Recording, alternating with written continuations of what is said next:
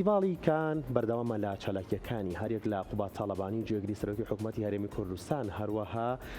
فیلم کۆمیسیۆنی کوردستان سلێمانی بەشداریان لە فستیڤاڵی کاندا کرد و پانێڵێکیان ڕێخست کە لە پانێڵەکەیە باسییان لە گرنگی سەردانەکەیان هەروەها ئامانجی سەردانەکان و چالاکیەکانیان چاوپێکەوتنەکانیان کرد کە مەبەستیانە کوردستان بکەنە ناوەندێکی گرنگ بۆ سینەما هەروەها پەیوەندی دروستکەن لە نێوان سینەماکارانی کوردستان و سینەماکارانی وڵاتانی ترە و جگەلەوەش وەرکشۆپ و سیمینار بۆ سینەماکارانی کوردستان ڕێک بخەن و سازی بکەن لەو بارەیەوە ڕاپۆرتێکمان ئامادەیە ڕاپۆرتەکە بینین و دواتریش هەندێک زانیاری دیکە دەخینەوە.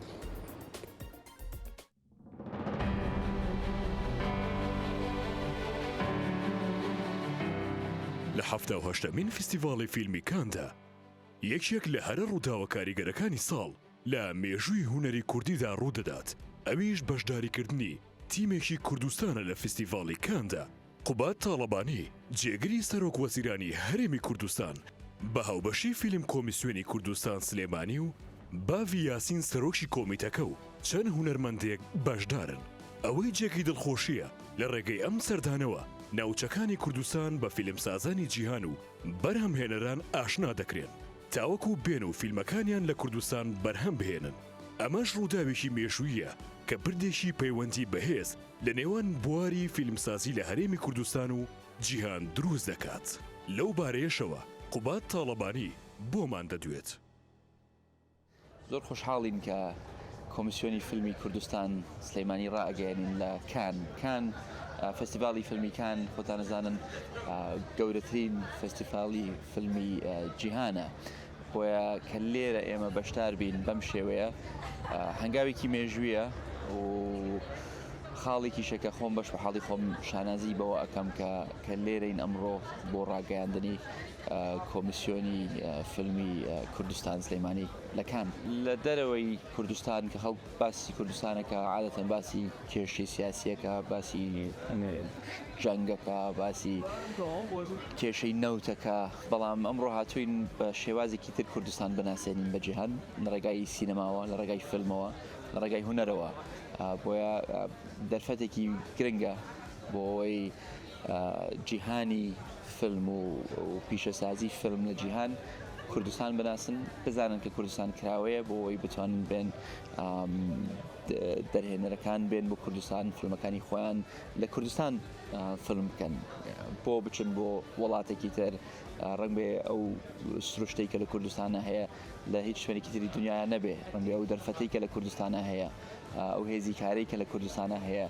زۆر یارمەتی دەربێ بۆ دەرهێنەرەکانی جیهانی.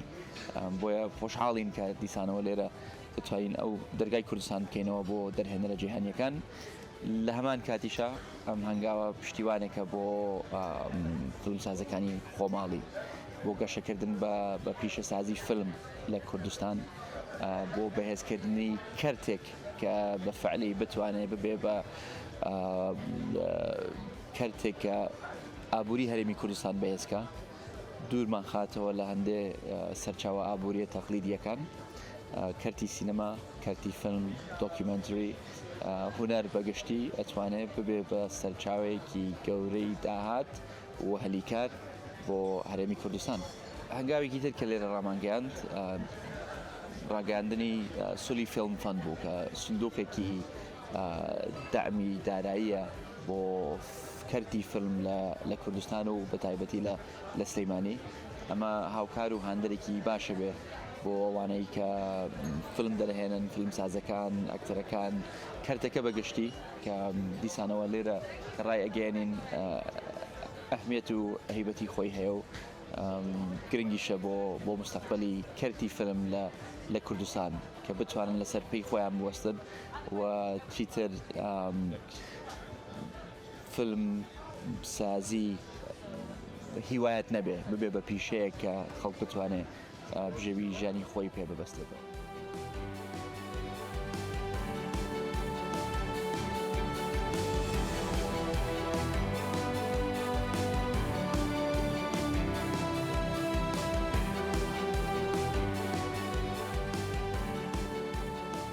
بۆ نمونە منی ساگە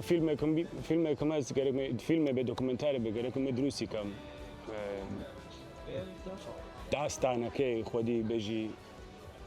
کوردی بێت من ناتام لە سوێدا زەبتیکەم تامەکەی بۆنەکە یەگە لە کوردستانە بێەوە شتێترا ئەوەی زۆر مهمە بەتابەت وەکو ئێستا دایرێکتە بی هونەر پێشە بیت ئەو ئیمکاناتە بێ تانی بچیتە بۆ کوردستان لەوێ کارەکان بکەیت فەندێکیشە بێ وەکو فیلم کەمیشنی کوردستان پشتت بگرێ کۆمەکت کا ئەوەش یعنی دەرگای زۆرە کاتەوە بۆ کەسی تریش وەکتانم بێن زۆر خۆشحاڵم زۆریش هیوادارم کە ئەمە بۆ شێوە بڕواتە بەرەوە کە هەر گەشە بکات.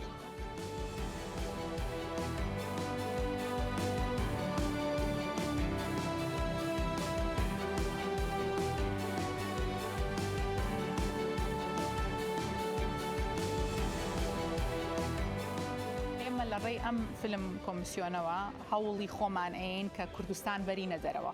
لە ڕێی و فستیڤالی وەکو کان و هەموو فیلم مارکێتەکانی کە لە جیهانە هەیە ئێمە پرۆمۆشن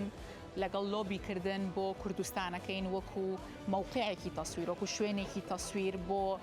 فلیمە جیهانیەکان کە ئەتوانن بێنە لای ئێمە و فلیمەکانیان لای ئێمە تەسویر بکەن ئەمە وا ئەکات کە پرۆدەکشن کۆمپانیەکانی کە لە کوردستانە زیاتر ئیشیانە بێت کە کروەکان زیاتر ئیش بکەن هەلێکی کاری ئێجگار گەورە ئەکرێتەوە لە بواری فیلم ئیندوستریە ئێمە فیلم ئیندوستری لە بواری ڕێکلام کە ئێستا زۆر باوە لە کوردستان یان لە فیلمی تاک ئەبین بە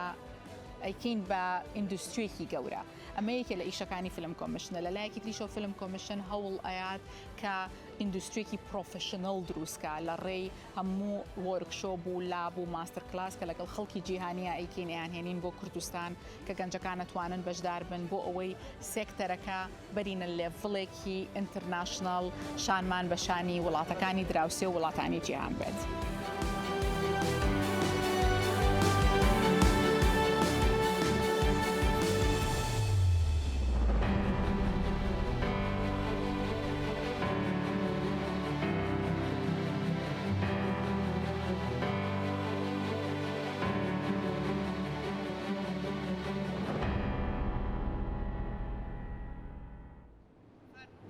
ئەمە هەواڵە خۆشەکەمان بەڕاستی هەواڵێکی خۆش بۆ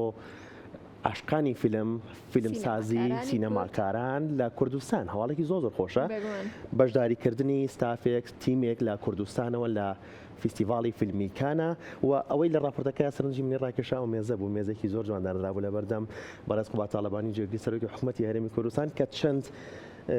پێنووس و تیانوس و ستیکەرێک دانرابوو کە زۆر بە شێوازێکی جوان بە شێوازێکی کوردیانە زۆر جوان بوو بە شێوازێکی کوردیانە نەخشێنرا بوو و چێ ئەو کاراکات کوردش دوودڵ ئەم کاراکات و کارەکانی بردووەتە فستیڤاڵی فیلمیکان لەوێ ئەو کەسانەی کە لە فستیڤالەکەی بەشدارە بن یا لە پانێڵەکەی بەشدارە بن ئەو شتانە ببینن کە کوردستان خاوەن براندێکی تایبەت بەخۆیەتی کە هەموو ئەم شتانەی کە کوردیە لە کەلوپەلە نوێەکانە توانیوێتی ڕنگ باتەوە و دروستی بکاتەوە شتی زۆر جوانیان هەیە ستیکەری زۆر جوانیان هەیە هیوادارم کە سەردانی پیجەکەیان کەن وە جان کافێش قەزوانی کوردی بردووەتە فستیڤاڵی فیلمی کان کە ئەمەش زۆر گرنگە قەزوانی کوردی ئێستا لە فەڕەنسایە لە فستیڤاڵی فیلمی کانە ئەویش جێگەی دڵخۆشیە. قوبات تاالبانی دەڵێت باشە ئەڵێت زۆر دەمێکە کارەکەین بۆ ئەوەی کە چیرۆکە نەگەڕاوەکانی کوردستان بەرینە دەرەوە بە وڵاتانی دەرەوەی بناسێنین پێویستە ئەم چیرۆکە نەگەڕاوانە بکەینە فیلم بکەینە دراما تا لە ڕێگەی فیلم و دراماوە ئەم چیرۆکانە بگەڕینەوە. سوپرایزێکمان بۆتان هەیە هەر لە فەڕەنساوە هەر لە فستیڤاڵی فیلمی کانەوە بابیاسینمان لەگەڵایە سەرۆکی فیلم کۆمیسیۆنی کوردستان سلێمانی. بابیقان سڵاوت لێ بێم کاتت باش پیرۆزباییشتان لەکەی خاتو بابێ سڵاوت لێبێت و پیرۆزیشتان بێت کە بەشداریتان لە فستیڤاڵی کانە کردووە. بابیخان باسێکی پانێڵەکەمان بۆ بکەی باسێکی بەشداریکردنی خۆتانمان بۆ بکەیت لە وەکو تیمی کوردستان لە فستیڤاڵی فیلمی کان لە فەڕەنسا بۆ ساڵی 2025.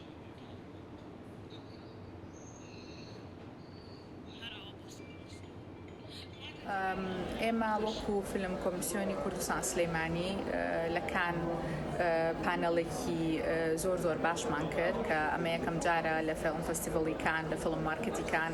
شتێک هەیە بە ناوی کوردستان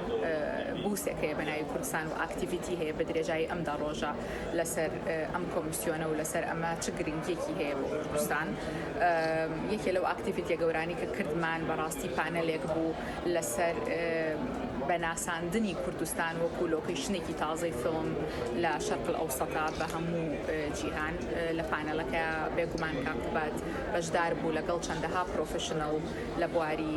فیلمسازیە کە هەمویان هەریەک و گرنگێکی خۆیانیان هەیە پاش پانەڵەکە ئێمە گفتوگۆی گەورەمان کرد لەگەڵ پرۆدیوسەرەکان لەگەڵ ستودیۆکان لەگەڵ خەڵکە بە تواناکانی ئەم بوارە کە پێیان بڵین ئێمە چی پێشکەشی ئەم بوارە ئەەکەین و ئەوان ئەتوانن چی پێشکەشی ئێمە بکەن لە کوردستان. خاتو باڤێ کاردانەوەکانی ئەم پانێڵەمان بۆ باس بکەین بابزانی کاردانەوەکان چی بوون لەبارەی پانێڵەکەەوە.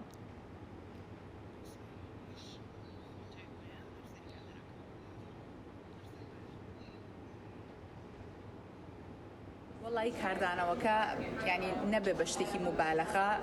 لە تەوەقعاتی ئێمە هەمومان دەرچوو ینی حتا ئێمە لە بینی خۆمانە باسمانەکرێماوت تۆ بڵێ خەڵک بێت تەسەورمان نەئەکرد پانەڵەکەمان فول بووگت بێ تەسەورمان ناکرد ئەوەنە کاردانەوەیەکی باشیە بێ بۆمان دەرکەوت کە نەخێر خەڵک وردە ئەو بیرکردنەوەی لەسەر کوردستان شفت بووە گۆڕاوە هەمویان چاوەڕوان ئەکەن بۆی ئێمە وەکو لۆکیشنێکی تازە لە میدڵ ئیست چ گرنگیەکمان هەیە بۆ بواری فیلمسازی و ئێمە چ شتێک پێشکەش ئەەکەین پانێڵەکەمان کە ئێمە لاونجمان کرد لە ڕاستیە تەنها پانێڵەکەمان لاونج نەکرد ئێمە سولی فیلم فەندمان لاونج کرد کە یەکەم فیلم فەندی سستینبڵەواتە بە بەردەوام ئەبێت هەموو ساڵێک ئەبێت لەسەر مستەوای جیهانی بۆ هەموو فیلم سازێکی کورد یاخود فیلمێکی کوردی ئەگەر بە کۆ پرۆداکشنیش بکرێت طبعاً بێگومان لەم چەند مانگەی داهاتووە بە تەفاسیل ئەم فەندە باسەکرێ و لەلایەن کاردانەوەکەشەوە یەک شتی تر زۆر گرنگە کە ئێمە خۆمانمان بە دنیا ناسان دەرگامان کردەوە بەڕووی کوردستانە وەکو لۆکیشنێکی تازە بە هەموو سێرڤیسەکانمانەوە بە هەموو کۆمپانیاکانمانەوە ئەم شتە ئیشێکی تاکی نییە فیلم کۆمیشن بەس بۆ یەک شتی بچوو بڵێم فیلم کۆمیشن اختراعێک نییە فیلم کۆمیشن 100 ساڵە لە دنیای وجودی هەیە من ناڵم ئێمە 100 ساڵە لە دواوین بەڵام ئێمە ئێستا زۆر بە بەقۆتی زۆر بە گەورەی هاتوونەتە ناو ئەم ساحە گەورەیەوە کە ساحی فیلم کۆمیشنە و لە گەورەترین و گرنگترین شوێنیشەوە هاتوین کە مارکێتی کانە کە گرنگترین مارکێتە لە دنیاە و بەڕاستی لە دوێنێەوە تا ئەمڕۆ ئێمە تەلەفۆن و ئیمێلەکانمان نەوەستاوە لە ئێستەوە پرۆژەی نێودەوڵەتی گەورە پەیوەندیمان پێوەکەن کە بزانن چۆن ئەتوانن بێنە کوردستان بۆ پرۆژەکانیان چۆن ئەتوانن سەردان بکەن و لە The Hollywood Reporter بۆ یەکەم جار 2 پیجی گەورە لەسەر کوردستان و فیلم کۆمیشنەکەی و ئێمە چیمان کردووە و سوپۆرتی کاکوبات وەکو the president of the commission شتێکی زۆر گەورەیە لە بڕی لێرە ئەزانن کە ئەبێت سوپۆرتێکی گەورەت هەبێت بۆی ئەم شتە ڕسمی بێ بۆی ئەم شتە گەورە بێت بۆیە یعنی ئەوان زۆریان پێخۆش بوو کە یەکێکی ڕسمی هاتووە بە شخصی پێیان ئەڵێ بەخێر بێن بۆ وڵاتەکەم. باوی خان پێمان بڵیت بەڕێستان وەکو سەرۆکی کۆمیسیۆن فیلم هەنگاوی دواتر هەنگاوی داهاتووی کۆمیسیۆنەکە چییە بێت لەسەر ئاستی ناوخۆ و لەگەڵەوەشە لەسەر ئاستی جیهانی؟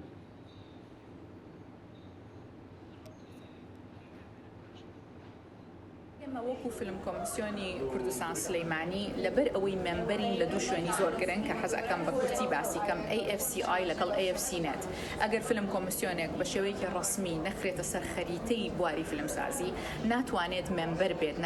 ناتوانێت ئەندام بێت لەم دوو شوێنە گەورەیە کە هی فیلم کۆمیشنن لە سەر تاسەری جیهانە بەس ئەم دوانە هەیە بۆیە ئێمە بە بایلۆ واتە بە قانونی فیلم کۆمیشن ئەڕۆین بەڕێوە هەموو ئەو شتانی فیلم کۆمیشنی جیهانی کەن ئێمە ژێکین و تا ئێستا لە سەر تاسەری هەرێمی کوردستانە لەگەڵ عێراقا هیچ فیلم کۆمیشنێکی تر نەبووە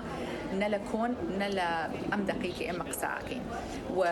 ئەمە شتێک نییە وەکو پێشتریش ئاماژەم پێیا کە ئەمە اختیراع بێت بێتمان بەس ئێمە بە هەنگاوە ڕاستەکانە ڕۆژتوین بۆی ئەم شتە بە شێوەیەکی ڕسمی بە شێوەیەکی دروست بکەین چونکە ئێمە وەکو فیلم کۆمیشن قسە لەگەڵ دەرەوەکەین بۆیە ئەبێت لەو مستەوایە مامەڵەیان لەگەڵا بکەین و بۆ ئەوی ئێمە لەو مستەوایە مامەڵەیان لەگەڵا بکەین ئەبێت بواری فیلمسازی لە کوردستان لە مەجهودی تاکی کە ئەو هەموو گەنجە کە من دەستخۆشیان لێکەم بە ئارقی ناوچەوانی خۆیان بە ئەو هەموو زەحمەتیە فیلمەکانیان دروستەکەن ئێمە ئەم بوارە بکەین بە بوارێکی پرۆفشنەڵ بۆیە یەکێ لەو هەنگاوە گەورانی کە ئێمە هەمانە بێجگە لە سوولی فیلم فەند کە لە مانگانەی داهاتوە بە تەفاصیل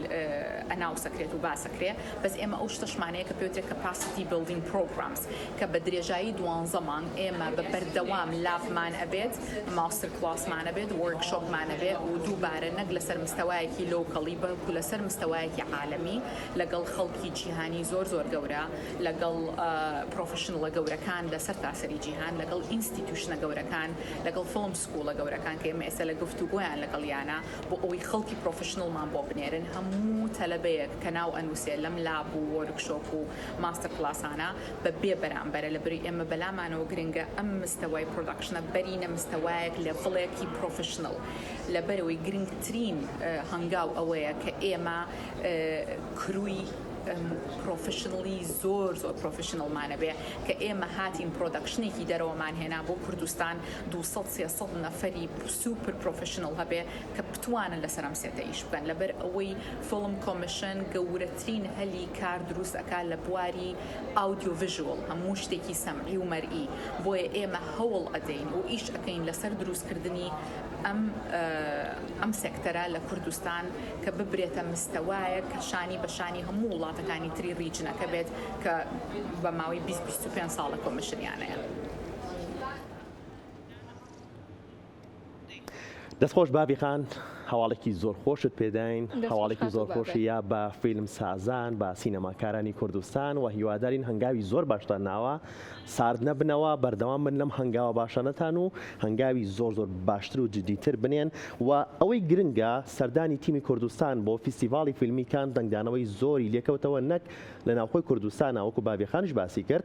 لە دەرەوەی کوردستانیش تەنانەت وێبسایتی هۆلیوود هەواڵێکی تایبەتی لەسەر سەردانەکەی تیمی کوردستان بۆ فیستیڤاڵی فیلمیکان بڵاو کردوتەوە وەجگە لەوەش پێگە فەرمیەکانی فیستیڤاڵی کان ڤیدۆیان دروست کردووە هەواڵیان بڵاو کردوێتەوە بە گرنگیەوە باز لە سەردانی تیمی کوردستانەکان بۆ فیستیڤاڵی کان کە ئەمە هەواڵێکی بەڕاستی دڵخۆشکەرە بێگومان ڕەوند.